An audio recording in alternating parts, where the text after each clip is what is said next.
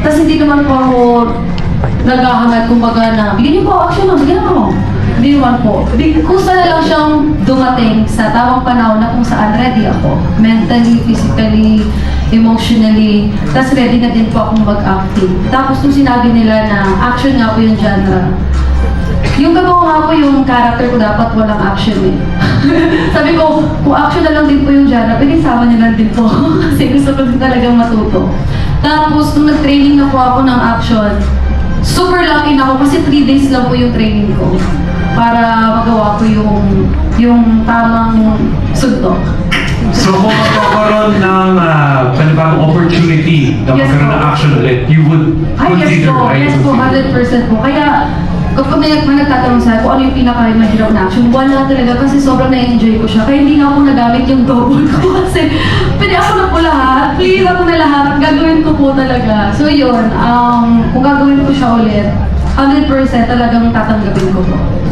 Thank you, Maymay.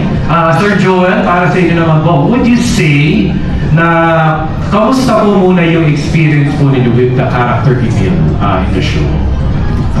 It's such a welcome departure for me because I usually play the good dad, lagi mabait, pero ito full-blown pagtrabida talaga. And I'm enjoying it, every minute of it, because as an actor, you get to, find your range, that's one, at tapos explore everything, and play along. Yung nag-enjoy ka kasi gusto mo yung mga eksena dahil gusto mo ang challenge, gusto mo to play with it, play with the scenes, and I was having a really great time. Pero sir, sanay din po kayo sa action, but at the same time, gano'n po ka-challenging itong action scenes, the whole action character of your Yes, I've been doing action film, pero for the first time as a senior citizen, you get to ride an ATV and do your stunts and roll and everything. So, okay naman yung mga salompas, okay lang. Nakakaya naman yung mga yun. Sige, tapos good thing, safety first of course, no? So it's a good thing that we have the safety officers and everything. Pero, yeah, grabe. For the first time, nakakaramdam ako ng hingal. Hinihingal ako sa set because, age matters daw eh. Hindi na. Para sige lang, tuloy lang, for the sake of art. Yes, of course. Thank you, Sir Joel. Sir Raymond, sa inyo naman po, how would you consider Roja as one of your memorable projects? First and foremost, they're all here. That makes them the Roja memorable. Amazing actors, amazing crew, amazing production, amazing story. And as Janice mentioned, talagang nagkulong kami sa lock-in for like 4 or 5 months. So talagang very memorable, each and every one in the story and everything. Talagang I think kakaiba talaga yung Roja eh. I mean, yung intensity ng Roja, the way it was rolling from one scene to another. At yung mga tao talagang nakatutok talaga. Kasi talagang sobrang bilis ng mga pangyayari. And it involves thinking, sino gumawa nito, sino may gumawa niyan. Ito yun. So it's very involving. Sir Raymond, thank you po. For Yasi, marami ang naintriga sa iyong karakter kahit special participation lang dapat. Ano ang pinaka-fulfilling for you in doing another ABS-CBN Primetime series? Pinaka-fulfilling, syempre, is to be able to do my art in a place that feels like home and nang na-welcome po ako ng buong buo by everybody here and by ABS-CBN, everyone from Dreamscape. Talagang naalala ko po talaga kung bakit mahal na mahal ko itong trabaho to. That's the most fulfilling for me. Thank you, Yasi. For EJ, na-sorpresa. Maraming na-sorpresa na ikaw ay part ng cast. Kahit nung wala ka dun sa launch, kahit hindi ka napakilala nung launch, at kalagitnaan ka ng show, pumasok ang character. Kumusta naman ang overall experience mo dito sa role? Actually, kahit ako na-surprise. Hindi ko talaga alam. Nung unang in-offer sa akin ng Dreamscape, sabi, special participation. So, akala ko, yun lang, titaping ako, isang lock-in, gano'n. And then biglang, wow, mahaba ng mahaba yung character ko. So, syempre, blessing yon para sa akin. And natutuwa ako kasi ang ganda ng character. Sabi ko nga, yung character, marami na akong ginawa dating mga teleserye. But yung character ni Lieutenant Marlon Areza, parang naging fan ako ng character niya. Kasi yung pagiging pulis niya, siya talaga yung by the book, sumusunod talaga sa batas. Hindi lang basta napatunayan yung character niya na hindi lang basta paggamit ng baril yung pagiging pulis. Kumbaga, yung integridad niya, yung pag-save sa mga tao na nangangailangan ng tulong. So, yun. And very thankful ako sa Dreamscape at sa lahat ng mga taong nandyan. Pagbabalik ko bilang artista and syempre yung action genre. Una namang minahal ko yan and ABS din po yung nag-mold sa akin para makagawa ng mga ganito. And, thank you. Thank you, EJ. For Sir Chris, you were able to work with rising child star na si Zia Grace in this series. What can you say po muna about her acting skills? Superb. Ang galing. Si Zia, I think talagang born na actor. Kasi talagang lahat ng, pag narinig ko siya magkwento na wala sa harap ng camera, meron siyang process eh. Meron siyang sariling process na mabibilib ka kasi parang ang raw. Raw yung kanyang binibigay. And true enough, pag harap niya sa camera, pagbigay niya ng lines, andun na kompleto na yung emotions. And of course, the family scenes, di ba? Paano niyo po siya nabuhing dynamic? Maybe memorable scenes from that. We would always bond with Zia, kami ni Nikki. Kasi nakita ko actually kay Nikki yung style na talagang kinlose niya si Zia.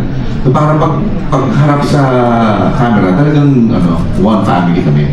And then so I followed suit kasi nga parang nakita ko it really worked na parang Zia looked up to us as her parents sa harap ng camera. Parang mom and dad talaga. Yeah. Yes. Okay, so that really, kumbaga, natural po siyang lumabas. Yes. Sir Chris, thank you. Thank you. So for Kai,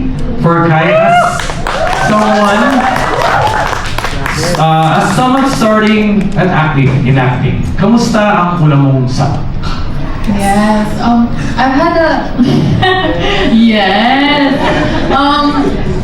I've had a few acting bits before Roja, pero Roja is my first full-blown show, and I was a bit surprised to be a part of Roja kasi nga, as Atamay said, it's action-packed. So parang, talaga ba, kaya Montenola magka-action din? So parang, at first I was intimidated, but as I got to know my role, Ice Mercado, I'm an influencer with AC, Sila and Video, I was like, okay, let's see.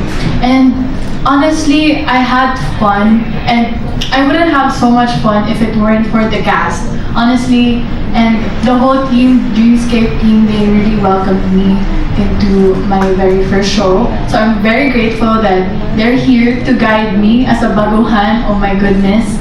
Ang dami kong natutunan, ang dami kong na-experience, at ang dami kong naramdaman. And to be able to feel that in real life tells so much about the show itself. So, kung papanoorin niyo yung Roja mismo, doon mo din mararamdaman sobrang daming emotions. So, thank you so much, Dreamscape, for giving me this opportunity, and I had a blast. So same question mula kay Maymay. If you were to be considered again for another project na action, you would take it? Ooh. For another action, syempre, bakit hindi, diba? I mean, hindi, siguro it's not like the first thought that would come into your mind. Kay Montenola, mag-action. Parang hindi, wala kasi siya sa parang first impression mo. But why not, diba? We'll explore. Yeah. Thank you, Kai. For Lou, madaming viewers and mga fans ang pumuri sa action scenes mo. Kalaban si Donnie, medyo may ano na kanina. May example na kanina. For you, from your perspective, kamusta? What is it like in action scenes, especially si Donnie, yung kasama mo sa eksena? I enjoyed it kasi, oh my gosh, kinakabahan po ako. Wait lang.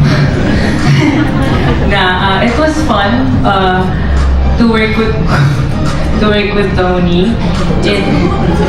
So, sino mo na si Tony? Hindi ka tawag siya. Nung unang kinakabahan talaga.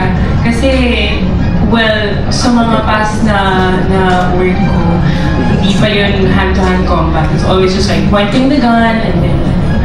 But with him, it was easy naman kasi we were both just working together as a team when it comes to the shooting natin. And mabilis yung pag-pick up namin with the parang the stunts, parang sayaw. So it was really good. Alright, thank you Lou for EJ and Kobe. So given na ito, kumbaga pivotal din di ba? Yung inyong mga eksena. Hostage taking kasi yung plot ng buong series of course, and if you were placed in a similar situation sa pinagdaanan ng characters ninyo, how would you respond muna, EJ? Kumbaga kung balik ka rin natin. Ito si Finn, talagang siya, nakasurvive siya, ang dami pinagdaanan. Pero feeling ko si Iggy Boy, hindi niya kayang gawin lahat ng pinagdaanan ni Finn. Sa dami ng pinagdaanan ni Finn, nasabugan ng bomba, nagbato ng granada, nadamplisan ng baril. So ang dami nangyari. Kung si Emil nagtataka yung ba't buhay pa, nagtataka na rin ako bakit si Finn buhay pa. So, feeling ko si Iggy Boy, hindi niya kayang gawin yun. Pero ganun kagaling yung ginawa ng team ng Roha. Kasi para magawa mo na, kung isipin mo parang comic book, sa ito, superhero, pero nabibigyan ng hustisya ba't nangyayari yung mga yan. So, napanawa mo ang cast. Thank you, Kobe. Alam mo kasi si Maki marami siyang connections kaya siya nag-survive. Si Kobe, wala masyado. So medyo I think it would be a very different experience for me, and I don't think I would be able to survive what Maki went through. Yes. Okay, Iggy and Kobe, thank you. Pero, follow-up question lang. Would you fight back? How would you fight back siguro? Kagaya ng ginawa ng characters niyo. Ako kasi, ang importante kasi sa akin yung mga mahal ko sa buhay. So, kung napunta ako sa ganong klaseng sitwasyon, kung lalaban man ako, para protektahan yung mga loved ones ko, pati yung mga tao sa paligid ko. So, kung ano yung ginawa ni Finn as a security guard, kahit hindi ako security guard as Iggy Boy, gagawin ko yung para protektahan yung mga mahal ko sa buhay. Yun! Kobe, ang galing! Para sa pamilya, Kobe. Same answer. Same answer. Family is my motivation. So I think they would be the ones that would keep me going. Yeah. Thank you, Kobe. Now for Micah, how was it doing almost half the series ng naka-swimsuit, ng naka-bathing suit? How challenging was that?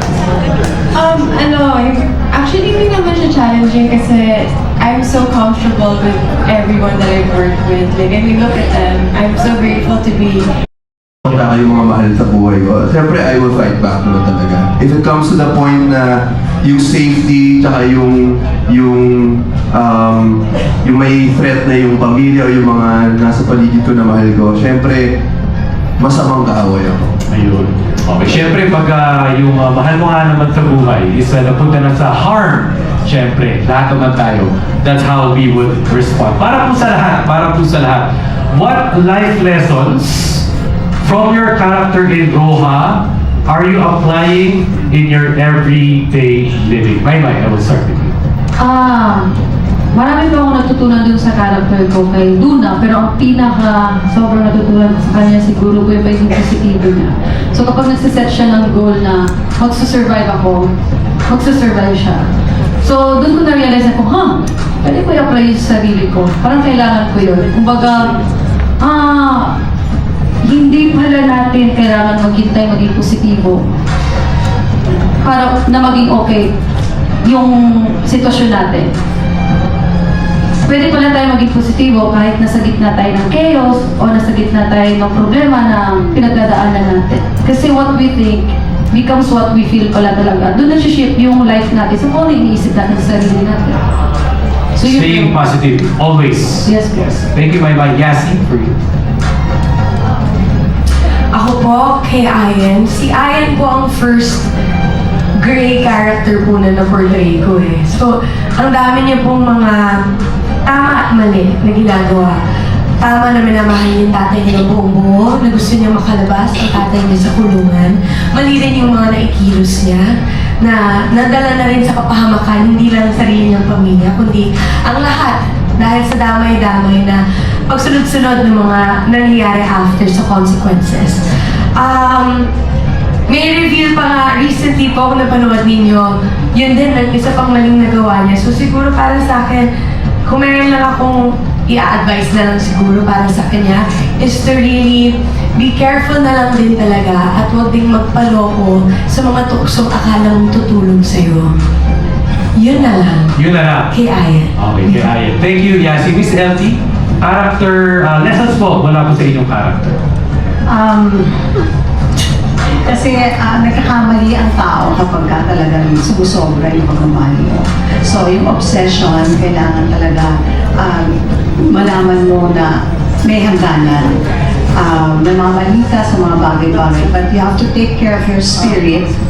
And yun yung unang-una siguro na kailangan mong isipin, lalo na kung may pamilya ka. Miss LT, thank you. Miss Janice, sa inyo po. Huwag masyadong malandi. Kasi yung lagyan ni Wendy, dahil problema ang binigay sa buhay. But apparently, sa totoong buhay, naging problema ko rin siya. Diba? So, that's it for me. Napaka-practical po nun. Diba? Ako. Problema ni Wendy, naging problema ko na rin, nakatama na. Thank you, Miss Janice. Sir Raymond. Ikaw, Magnus, baka natutunan mo rin yan. Oo, baka ganun din yung mention sa'yo. Sa akin naman, huwag magpapalandi sa ibang Pero kung ganun kaganda naman, syempre, of course, you have to allow yourself. Tao lang po at nagkakamali. I guess yun yung lesson ni Magnus na nagkakamali siya, pero sincere naman yung kanyang pagkakamali dahil minahal naman niya talaga. At the same time, kumbaga bumawi siya sa lahat ng pagkakamali niya and na-realize niya how important it is, how important family is and how important to give your life, to sacrifice your life for the lives of others. Thank you. Sir Joel, sa inyo po. There's no end to learning, no? Yung pinaka, siguro is, do not put the law into your hands, and revenge, don't be fueled by revenge, because it will be your own poison. And then, crime does not pay. Crime does not pay. You have to believe the law of karma. Justice you deserve. If either you did good or you did bad, same thing. And the love of money is going to fall evil. So money is okay, but the love of it is going to be not okay. And marami pa. Applicable nga in real life. Thank you, Sir Joel. EJ, para sa'yo. Yeah, yung character ko na as matinong police, so siguro para sa lahat to, basta mag-take ka ng oath sa pagiging, kahit saan ano pa yan, kahit saan position pa yan, sana gawin mo kung ano yung tinig mong, sino pa mo tungkulin. Pakita mo, gawin mo, at hindi lahat ng mga nakakaharap mo ay masasabi mo na kakampi mo. So kasi nung pupunta ng character ko sa La Playa Roja, ang babait itong mga to. Yung sila Tito Joel, mga character yung Magnus, ang mabait sila lahat. Pero pag-alis ko, makikita na, bigla ko na-realize, ang babait nila, pero ito pala yung mga gumagawa ng problema dun sa La Playa Roja. Thank you, EJ. Kai, for you, lessons from your character that you apply to real life. I guess it's Ice's optimism and integrity. Kasi ang dami din pinagdaanan ni Ice. Kasi pumunta lang naman siya sa La Playa Roja para mag-vacation. And wala siyang intention to gulo ng buhay. Pero bigla na lang ang daming nangyari kay Ice. Kaya her optimism and integrity is what kept her alive. May pinaglalaban siya kahit wala sa isa yung mommy niya. Pero siya pa din yung iniisip niya. Kaya I believe that's what kept Ice surviving in the Playa Roja. Lou, for you, lessons lesson, it would be a positive one for Gwen. Sobrang sa ease is a strong woman. And minsan even now, pag I feel like I'm weak or I'm a very emotional person. So whenever I feel like I want to be strong, I quickly snap into Gwen. And wala, she quickly wants to go from point A, B, C, D. She's goal-driven and ginagawa niya rin sa taong nag-alaga sa kanya, which is her Emil. So I like Gwen. Thank you, Lou. Sir Chris, para po sa inyo, lessons from your character that you apply in real life. I think it's the power of now.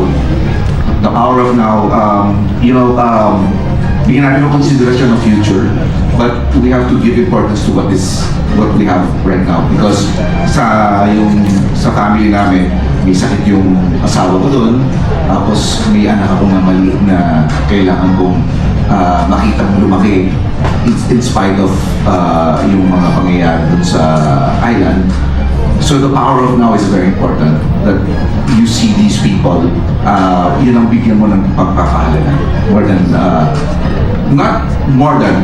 bigyan ibang halaga rin yung future. But mas importante yung Okay, appreciate the present, look Yes. forward to the future, and how we prepare for now. That's right. And bigyan ng magandang pagrespeto sa mga kababaihan. Yes, exactly. Very timely also Yes. again. Happy Women's Month po sa lahat ng mga kababaihan. Happy Women's Month to all. Thank you for that. Micah? Never give up. It's never too late and pwedeng magbago palagi. Kahit ano man ang pinagdaanan natin or ano man yung ginawa natin noon, pwedeng magbago. Yun po. Thank you. Iggy? Ang natutunan ko sa character ni Finn, walang mali sa paggawa ng tama. Kasi kung nasa tama ka, kung ang pinaglalaban mo para sa kabutihan, wala kang talo doon. Diba? And kung gagawa ka naman ng kamalian, nagaya kami, wala naman kami kinalaman sa kung ano man dilemma ang pinagdadaanan nila Emil. Pero damay-damay kami lahat. So malaki, so yung mga choices mo, yung mga desisyon mo sa buhay, na posibleng mali, magkakaroon yan ng malaking consequences. Hindi na para sa'yo o sa mga taong apektado, kundi para rin sa mga tao sa paligid. So, yun po. Walang mali kung Sa paggawa ng tama. Yes. Yes, maganda na. Kobe? To always be humble, grateful, and to never be big-headed. Kasi I think that's something that Maki had to learn along the way as being a hostage. And that's something I apply to my everyday life. I'm a very private person, and I like to stay grounded always. Always feet on the ground. Okay, so again, I will ask a question for everybody. This time going back, I'll go back to you. I'll stick with you, Kobe. If you were to redo Roja, which character would you like to portray? And why? I would love... Magnus, di ba? Sabi mo? Si Magnus. I want to play Magnus. I really want to play Magnus. I love... Sample nga, sample.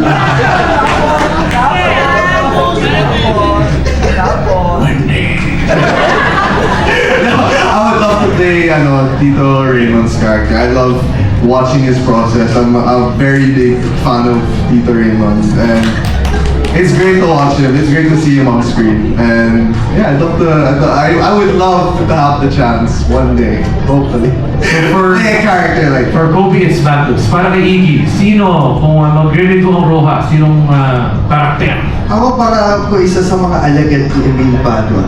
Kasi bilang Iggy Boy, kilala niyo ako bilang komedyante, kasama dun sa mabait, and gusto ko rin naman maipakita yung side ko na kaya ko gawin yung mga ganong klaseng bagay, di ba? So, gusto ko mapakita yung talento ko bilang kontrabida naman. Yun. Okay, thank you. Micah, for you? Siguro sa akin, si Luna. Kasi the way Maymay also portrayed Luna was beautiful. And woman empowerment. So, I'm for Luna. Micah, thank you, Sir Chris. Para sa inyo? Sa akin gusto ko yung role ni Maki. gusto ko yun kasi parang spoiled brat eh. Lou, for you? Mayroon akong isang scene na nakita with Iggy Boy. So gusto ko maging si Phil. Kasi gusto